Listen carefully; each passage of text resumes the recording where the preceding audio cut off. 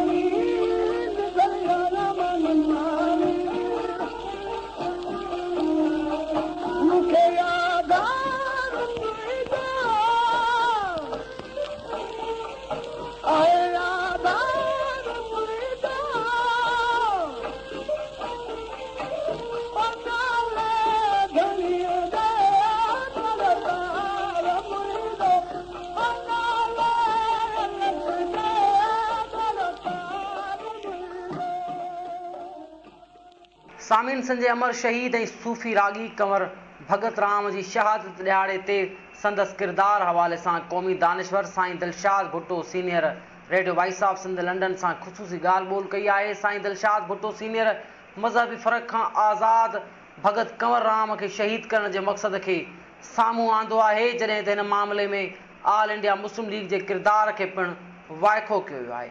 साईं दिलशाद भुट्टो सीनियर जो चवणु आहे त भगत कंवर राम अलहलोक माण्हू हो, हू जेको कमाईंदो हो उहो ग़रीबनि में विराए छॾींदो हो। उहा विरासत बि बिना कंहिं मज़हबी फ़र्क़ जे हूंदी हुई। अचो त साईं दिलशाद भुट्टो सीनियर जी ॻाल्हि ॿोल गॾिजी ॿुधूं था। भगत कंवर शहीद न हो, भगत कंवर अमर शहीद हो, अमर शहीद। ठीकु आहे न। शहीद उनखे चवंदा आहिनि जेको माण्हुनि जी दिलुनि में ज़िंदा रहे, जेको फर्द माण्हुनि जी दिलुनि में ज़िंदा रहे हमेशह लाइ, उनखे कॾहिं बि मौत न अचे, उनखे शहीद चवंदा आहिनि।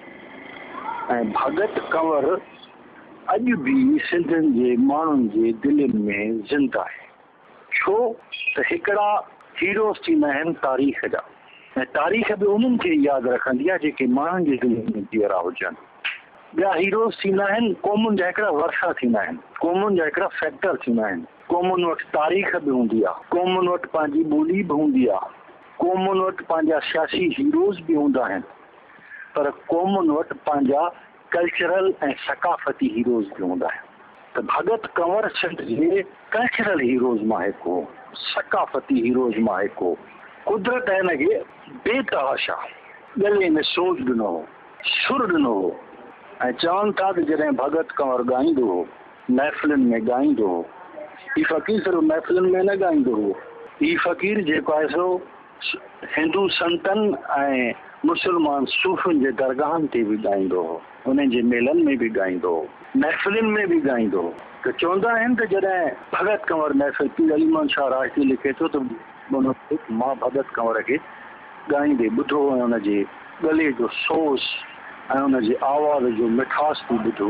त भगत कंवर जॾहिं ॻाईंदो हो त चवनि था माण्हू मस्तु थी वेंदा, ऐं इन हद ताईं मस्तु थी वेंदा जो हुनजे शीशे में जेको कुझु भगत सां घोर करे छॾींदा। ऐं औरतुनि जे लाइ चवनि था त पंहिंजा ॻह लाइ भगत खे ॾेई छॾींदियूं दान में। एॾो हुनजे गले में सोच, इहो सिर्फ़ु हुनजे गले जो सोच न, पर माण्हुनि जी मोहबत बि हुई हिकिड़ी भगत सां। भगत कंवर सां जेतिरा हिंदू मोहबत कंदा, एतिरी तवजह ऐं मोहबत सां हुनखे हिंदू ॿुधंदा, ओतिरी तवजह ऐं मोहबत सां मुस्लमान बि ॿुधंदा। एतिरी मोहबत भगत कंवर सां हिंदू कंदा, ओतिरी मोहबत भगत कंवर सां मुस्लमान बि कंदा। छो जो भगत कंवर अल्लाह लोक माण्हू हो। अल्लाह लोक सम्झो था, अल्लाह लोक दरवेश उहो हूंदो आहे जेको मज़हब जे बुनियाद ते मुनाफ़रत न आहे कंदो, जेको सिर्फ़ु इंसानियत जी ख़िदमत कंदो आहे। हिंदू हुजे या मुस्लमान हुजे, सभिनी सां हिकु जहिड़ी मोहबत ऐं प्यार जो वर्ताव कंदो आहे। उनखे अल्लाह लोक माण्हू चवंदा आहिनि, जेको सभिनी इंसाननि जी बराबरि ख़िदमत करे, को बि फ़र्क़ु न करे। भगत कंवर मुरीद हो, हिंदू संतनि जो बि मुरीद हो, पर हुन सां गॾु सिंध सूफ़ियुनि जो बि मुरीद हो। ऐं हिकिड़ो मशहूरु काफ़ी आहे फ़क़ीर दरिया ख़ान जी, सूफ़ी फ़क़ीर जी, आव कांगा कर ॻाल्हि, इहो ॾाढे सोज़ सां ॻाईंदो हो भगत कंवर राम। ऐं इहा काफ़ी ॾाढी मशहूरु थी। या एतिरी मशहूरु थी जो या रेडियो पाकिस्तान तां रेडियो सिंध हैदराबाद तां हलंदी हुई। उन वक़्त में हैदराबाद स्टेशन हूंदी हुई, खैरपुर वग़ैरह घटि था ॿुधूं, पर पक आहे त हाणे बि रेडियो ते हलंदी हूंदी। इहा तमामु मशहूरु काफ़ी भगत कंवर जी जेका दरिया ख़ान फ़क़ीर जी सोज सां काफ़ी ॻाईंदो हो। ऐं ॿी ख़ुशूसियत हुनजी अलाह लोकीअ वारी इहा हुई त हुनखे जेको कुझु बि मिलंदो उहो माण्हुनि में विराए छॾींदो, पाण वटि फ़क़ीर न रखंदो। उन वक़्त में बि हज़ारे रुपया पवंदा हुआ। उन वक़्त में 1000 रुपए जी हिमत लख जेतिरी हूंदी, अञा मथे, छो जो सेठियूं हुनखे पंहिंजे महफ़िल में घुराईंदा ऐं जेको हूंदो हुन खीसे मों कढी उछलींदा और तो ॻह लाइ उछलींदियूं। हज़ारनि जे तादाद में हुन वटि जेका रक़म ऐं सोन थी वेंदो, पर उहो जेका आहे माण्हुनि में विराए छॾींदो ऐं विराइण वक़्तु इहा तफ़रीक़ न कंदो त हिंदू आहे या मुस्लमान आहे। जेको ज़रूरतमंद ईंदो हुओ खीसे में जेको कुझु हूंदो हुनखे ॾेई छॾींदो ज़रूरत। ऐं कॾहिं ईअं बि थींदो त कोई ज़रूरतमंद आयुसि त मूंखे नियाणियो ठाहिणी आहे, मां वटि कुझु बि कोन्हे, त पोइ भगत कंवर राम झोली झलींदो हो। पोइ हिकिड़ी महफ़िल कराईंदो हो जंहिंमें सिंध जा सेठियूं घुराए पोइ उन्हनि जे साम्हूं झोली झलींदो कि भगत कंवर जी झोली आहे। पोइ हुन में माण्हू लखे रुपया बि ॾेई छॾींदा ऐं उहे पैसा जीअं मिलंदा तीअं हुन ज़रूरतमंद खे ॾेई छॾींदो।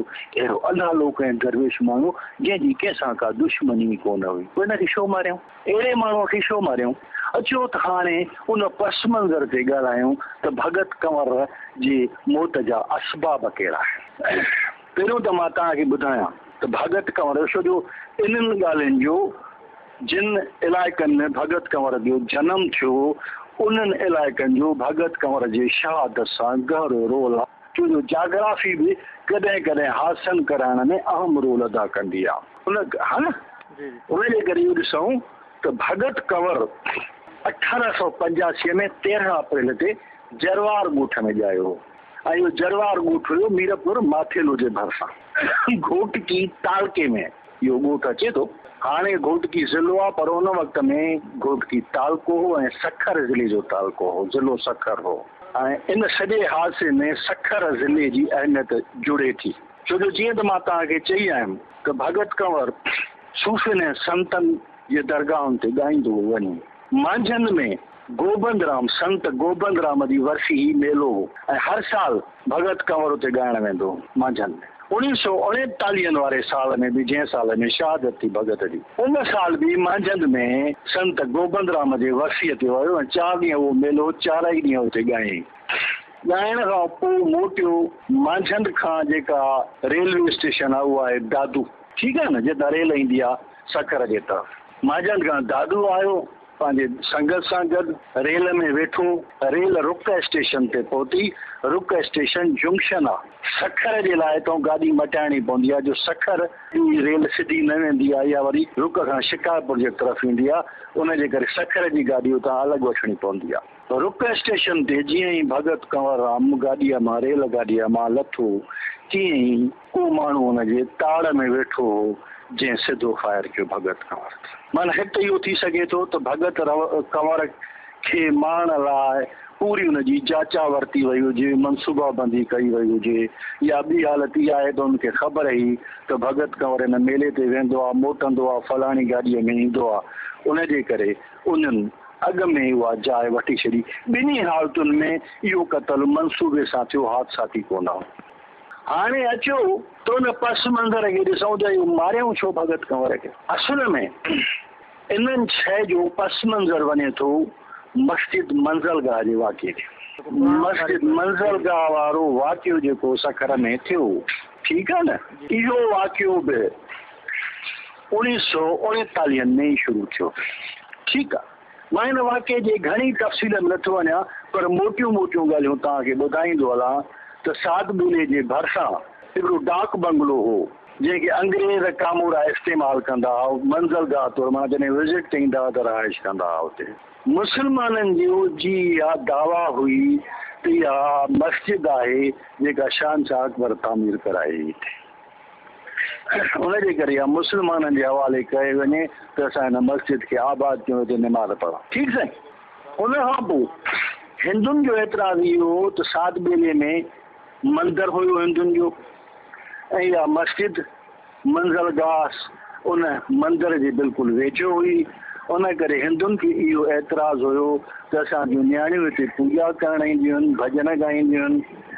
जेकॾहिं मुस्लमान ईंदा हिते निमाज़ पढ़ण लाइ या हिते जेको आहे सो ठिकाणो ठाहींदा त असांजी औरतुनि सां खीचल हथ तुरान थी सघे थी। उन करे असां मंदर जे एॾो क़रीब जेका आहे सो मस्जिद जी इजाज़त न ॾींदासीं। इन ते टेंशन पैदा थियो हिंदुनि ऐं मुस्लमाननि जे विच में, सिंध जे हिंदुनि ऐं मुस्लमाननि जे विच में। हाणे उहो टेंशन पैदा कराईंदड़ सियासी मक़सद ॾिसंदा आहियूं जेके मां तव्हांखे ॿुधायां थो।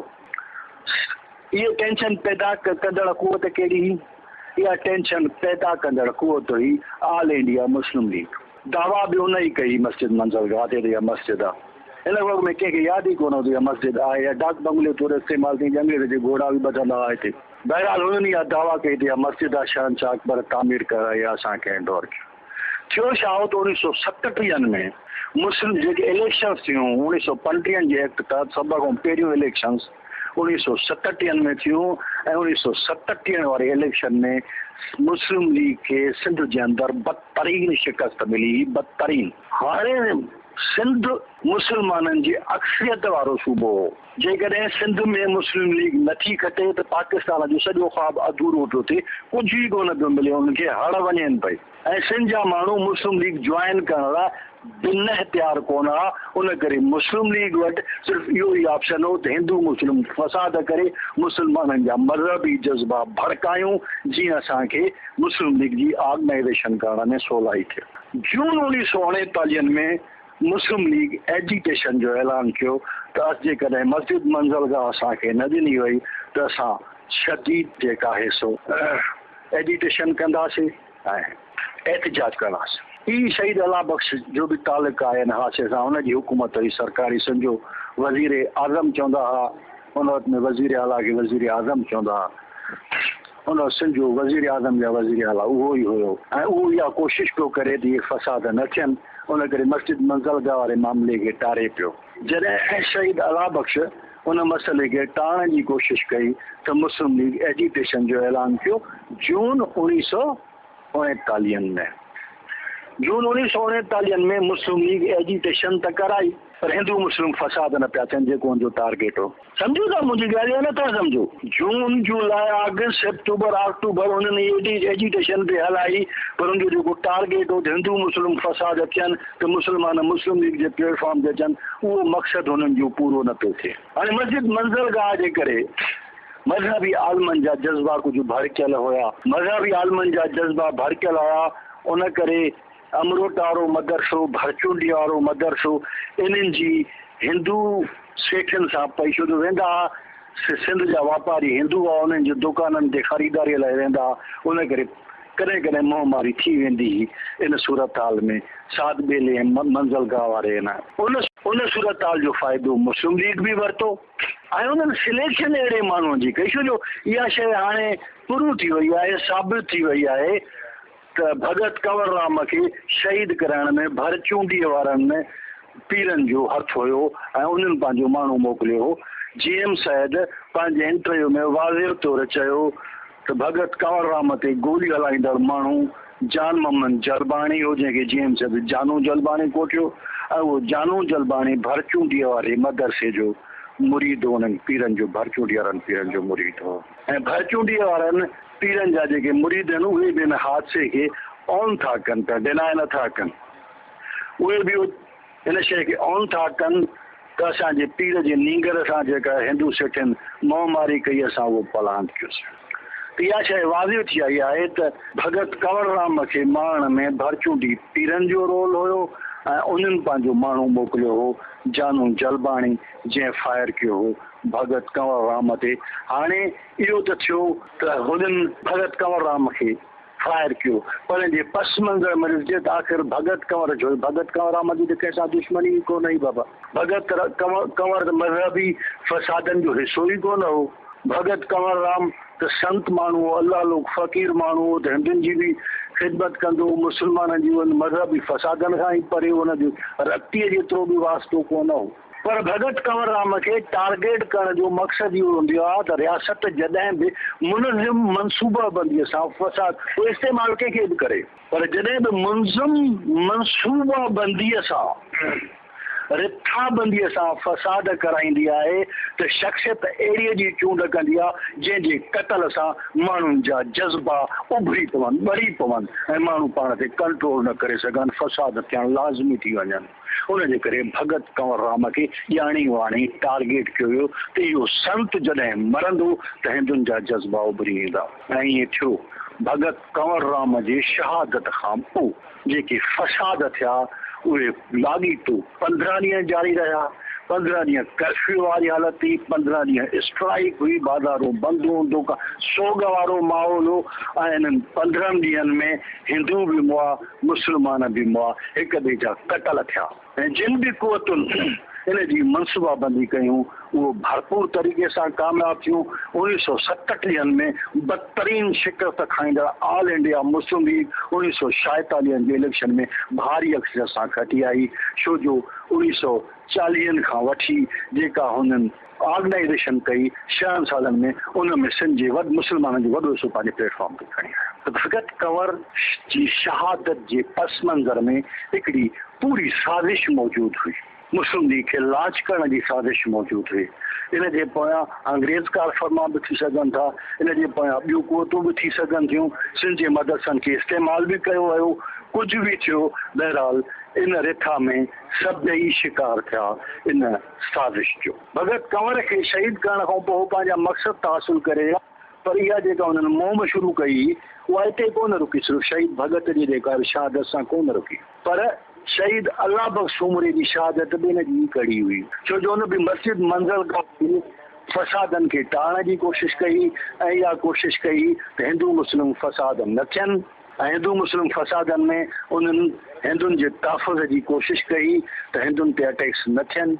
उन जुर्म में भरचूंडी पीड़नि वरी बि साॻी जानू जलबाणीअ खे इस्तेमालु करे शहीद अल्लाह बख्श सूमरे जो क़तल करायो, जंहिंजो एतिराफ़ बि GM सैद पंहिंजे इंटरव्यू में कयो आहे त भगत कंवर ऐं शहीद अल्लाह बख्श ॿिन्ही जो क़ातिल जानू जलबाणी हो ऐं इहो अमल उन भरचूंडी पीरनि जे हुकुम ते कयो। महिरबानी तव्हांजी। Sain radio voice of Sindh London खे वक़्तु ॾियण ते असां तव्हांजा थोरा था। महिरबानी महिरबानी। क़ौमी दानिश्वर साईं दिलशाद भुट्टो सीनियर।